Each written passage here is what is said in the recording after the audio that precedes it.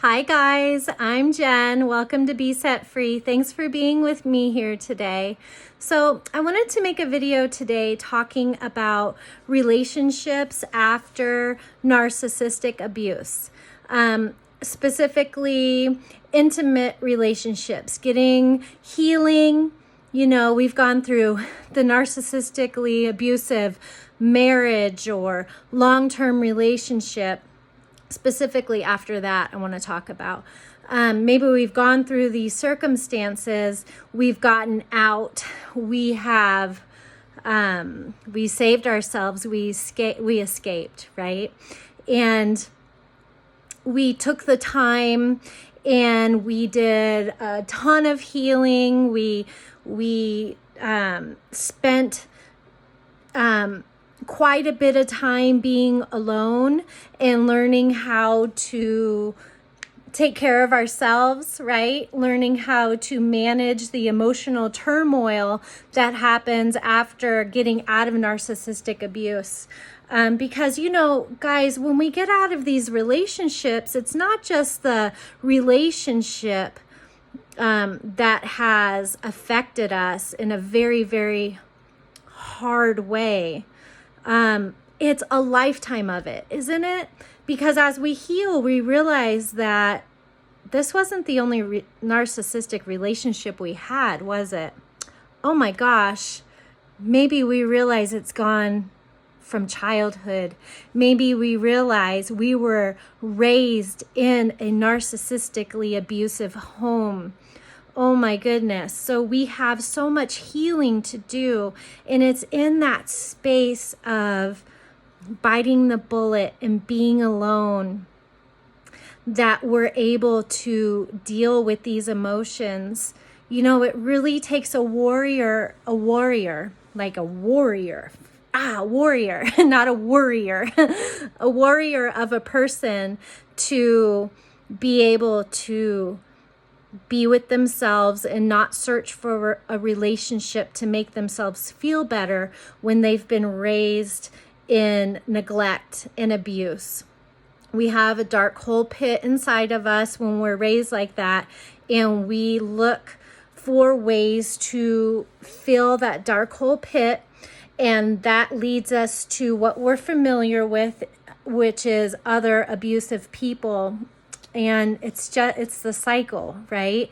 So when we get out of these relationships and we finally say, enough is enough, I need to be alone, I need to figure out why I keep getting in these situations, we take the time, we're alone, we deal with our emotions ourselves instead of looking for a Band-Aid in other people, instead of looking for another relationship to fill our void, instead of looking for alcohol and drugs and whatever negative addictions we can come up with to fill our void, and we heal. And I'm truly believe that we never fully heal from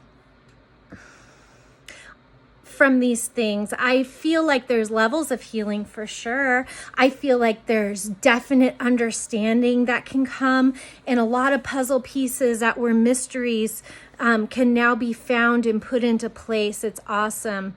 But I believe that healing is a journey of life, and to reach the destination of I am healed, it's an elusive thing, because once you get to one level of healing, oh my gosh, there's even more healing to be done. And you get to that level of healing and you're like, oh my goodness, there's all this to be done. And it's just like, it's an awesome adventure, really. It's like the adventure of life, you know? How can we ever know the full mystery of life? We can't, but we can learn more about life and more about life. And as we learn more, we realize there's more to learn. Well, I believe that healing is the same way. So, gosh, that could be a whole nother video, can't it?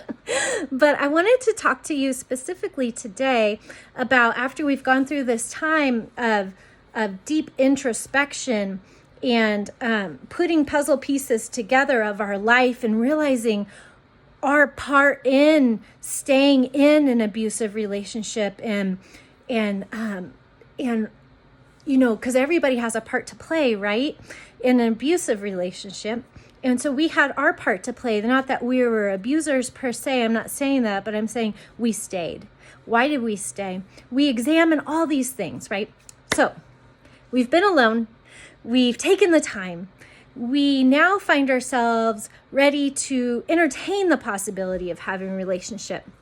And we find ourselves we find a person that we decide, I would like to get to know you. And we find ourselves in a relationship with somebody.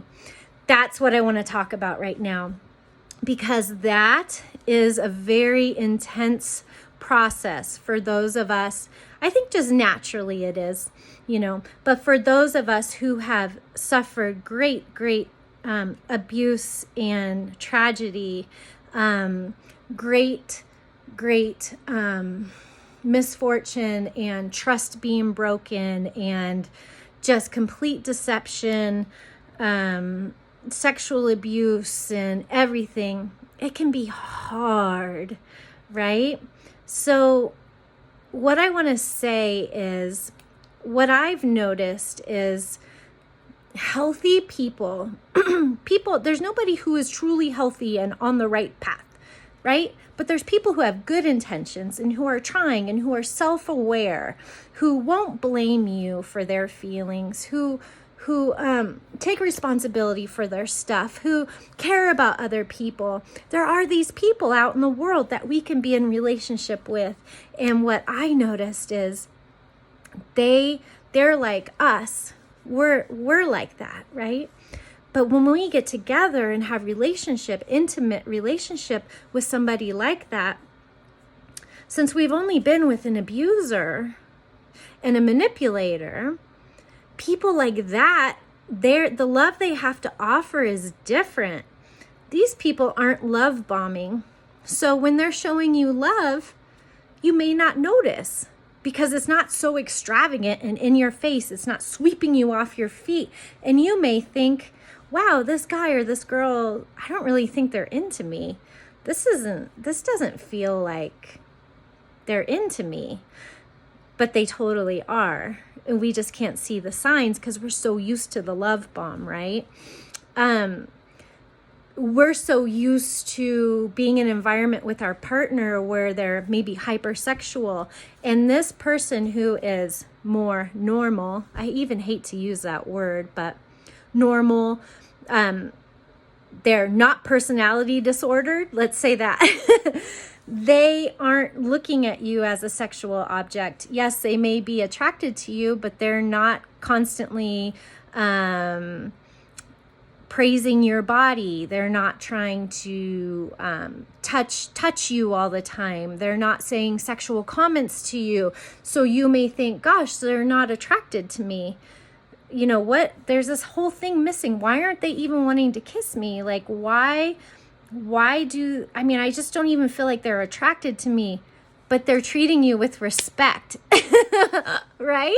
But we're not used to that. So we may mistake that signal as them respecting us for them not being interested in us. We may be wanting to talk about something, right? Like maybe we're misunderstanding something they're saying, or we want clarification on something they said.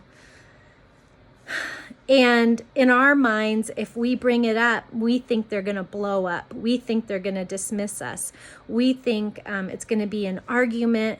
And so we make up this whole story in our head that this person doesn't understand us and we can't talk to them, when in fact, that's from the past, and this is a new person, and we need to try to communicate and take responsibility for how we're feeling, not blame them for it, and come ourselves respectfully to the person and say, hey, when you said this, I felt this way, but then I realized maybe I'm not understanding what you're saying. What did you mean when you said this? Or instead we'll come to them and say, hey, that felt horrible what you said. Don't do that again, with never even getting clarification because we have triggers from our past, right? And so it gets so complicated. When you've been through abuse, finding a relationship, because even if we find a great person who we can, who's healthy or on the healthy path, we can really sabotage it with our own past programming. So what I want to say is the right person is going to feel very different from what you've been with.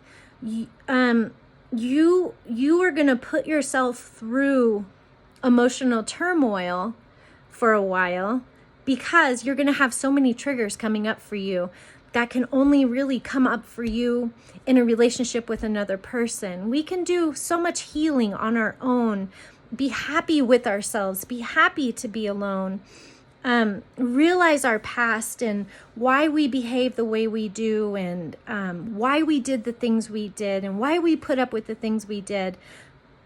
That's great, and that's very needed.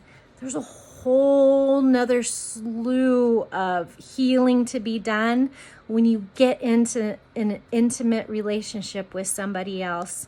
And I would say it's very important to take baby steps. It's very important that the person you're in an intimate relationship is a person who also wants to take baby steps, who wants to go very slow, who sees life not as a sprint and we got to hurry up and seal the deal, because that's what we're used to, right? But that they see whole life as a timeline, and we're on that timeline, and let's take our time and enjoy the process of the time we have together. Let's not be in a rush. These are the type of people that are good to be with, These are the type of people we can actually take the time to heal these issues within ourselves. I would suggest, before bringing up any issues with your partner, that you really that you examine yourself, that you get really in tune with, what am I feeling? Why do I feel this way? And what does this remind me of? And not be so quick to go to your partner with issues, but first examine yourself. Err on the side of caution that this issue is a trigger from your past, and you want to figure that out first. Because what I have found, and guys, I really do feel this is valuable information that I want to share with you. What I have found is 99% of the feelings I'm feeling inside, the confusion I'm having, or the insecurities I'm feeling in relationship have nothing to do with the other person. They have everything to do with my past and my insecurities about myself. And it's such a beautiful space to be able to heal and learn and grow more personally within me. And it's not easy. It's not like you find this magical person and everything is all better. It's not the way it goes. Like, we have so much healing to do within ourselves. And, we have to be very careful to keep our eyes open and to discern the person we're in a relationship with, yes. But we also need to be very careful not to hold them under a microscope. I don't want every word I say and every action I do judged by my partner. That would make me feel extremely claustrophobic, not trusted, and not like there's no room for intimacy there. Because, that's how they feel too when we do it to them. So it's very important that we get to the place within ourselves that we can say, you know what? This person seems like a great person. Everything is going great so far. I'm not going to put forth effort wondering if they're cheating on me, wondering if they're looking online, having a whole double life right? Wondering where they are at every moment, wondering if every word they say is the truth or not. We have to discern these things, but if we spend the whole relationship looking for signs and red flags, we're going to miss the actual person. You know, it's like we have to get to a point where we trust ourselves and we trust God that when issues come up, we will be aware of them and we will deal with them. Until then, I'm gonna let go of that. And when you get to that point, it sounds scary to those of us who have been taken advantage of, but you have learned a lot. You have. And when you get to that point of being able to be like, you know what? I'm gonna let go of my fear, and I'm gonna treat this person the way I would want to be treated. And if they end up cheating on me, if they end up being a habitual liar and I didn't know, well, you know, I'll deal with it then. But until then, I'm not going to treat them as if they are.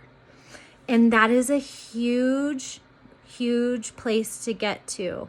And that deals with also trusting yourself. You know, trusting yourself. We can find red flags in everything. If I evaluate some things I say and some things I do, I would definitely see a red flag in me. You know? But, you know, there's certain ways you can vet people.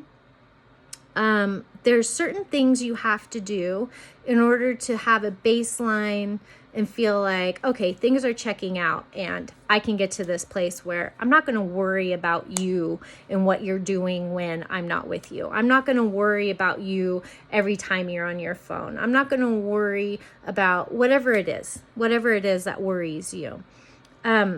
You can get to that place relatively early on in the relationship. And if you just can't, either you're not ready, and that's okay, or something's wrong with them. You know, I know, like, for me, what helped me a lot is when he would tell me stories. He would talk. He talks a lot and I listen a lot. And that's a very good thing to do, is don't be talking all the time to your partner. Let them talk to you. Listen to them. Actually listen. Don't think while they're talking. Just listen to them. And they will repeat stories to you. They will tell you things about who they are through what they're telling you. You will get to know them very well if you will just listen. And then those stories that he tells me, I then meet his friends, I meet his family, I meet the people or see the circumstances that he tells me the stories about, and it all matches up. The people end up inadvertently telling me the exact same story that he told me, because all of a sudden this subject came up about, hey, remember that time, while we're hanging out together. And the stories are the same that his friends are saying that he told me. They always match. Whenever he accidentally repeats himself and tells me a story again, it's always the same. You know, I meet his parents, and his parents tell me similar stories that he's told me. And it's like everything matches, right? I can see his character through his job and what he does day in and day out, how he talks about his coworkers. I can tell what's important to him, right? By him going to work every day and working hard, and that's important to him. You know, and that's been happening for years before me, and it's going on now, and it's been going on the whole time, so I can see that hard work is important to him. That's a good character. That's a good character trait. I can tell that he's into hearing the truth and telling the truth because of how he is, and watching him through issues he has to deal with, hard issues, not easy ones, but hard issues with other people, and how he handles them. I can see his character, and all these things add up over time. And it's like, there's just got to be a time inside of us where we go, you know what? I can see the character of this person I'm in relationship with, and I'm just going to let the fears go. This, if they were to do something like my ex did, it wouldn't line up with their character. So I don't need to worry about that stuff anymore, and just let it go. And it's so awesome to be able to talk to your partner about that and say, hey, this is the kind of after a little while, not at first, but after a while, when you guys have grown closer. And it's important to be able to have intimacy with your partner and say, hey, I have these innate fears inside of me because, or trepidations because of this is what happened to me in my past, but and say a little bit of it, not a lot. They don't need to hear everything. You don't want to make them feel like horrible, right? You want to care for them too with what you share. But it's been so nice being in a relationship with you, because this is what I notice about your character. This is what I appreciate about you. What an awesome intimacy thing to say. And what an awesome way to get them out from under the microscope, What an awesome way to discern somebody in a healthy way. So I just wanted to offer these, tidbits of wisdom that I've learned so far, so much more to go.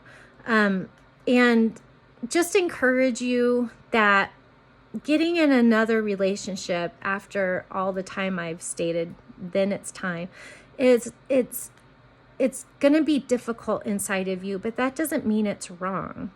We saw red flags in the past that when it was wrong, there was true red flags. It was hard, and that is a thing. But there's also a hard time we go through getting in a relationship with another person that has everything to do with us and very little to do with them. And it's another level of healing, and healing is difficult.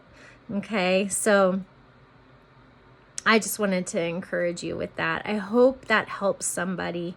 I know that I have taken time off of making a video while I have been going through this healing process myself. Since it's been almost a year since I decided to go ahead and start dating a man who now we're in a relationship, who has turned out to be a very, very good man. And I want to share my process with you. And I wanted to be sure that he was just as awesome as I had pretty much figured out he was. Because I want to protect you. What if he was another narcissist, and then I'm sharing how awesome and all these great things, and he turned out to be another narcissist? I want to protect you guys too. So I just held off on making videos while I went through this healing within myself, this other next level of healing, and was able to formulate sentences to share. And I guess today's the day. So anyways, I think on my videos it says you can't leave comments. I'm going to try to figure out how to fix that. Over the past year, something's changed with YouTube. Many things have changed, and so I got to figure out how to do that. They've changed some sort of setting or did something. But if you'd like to talk with me, I'm a life coach. I'm a certified life coach. I'm a certified health coach. I'm in school right now to become a certified personal trainer, and I'm almost done with my nutrition course. So if you would like any of my services, I am here for you. You can reach out to me at allaboutlifeinstitute@gmail.com. I will have a website soon. It's in the works. And my partner and I actually started All About Life together. So this is our business together. He's also a certified personal trainer, certified health coach, and soon to be a nutritionist himself. And is an amazing life coach. So I'm hoping that he will offer those services too. So allaboutlifeinstitute@gmail.com. And I look forward to talking to you real soon. Have a great day.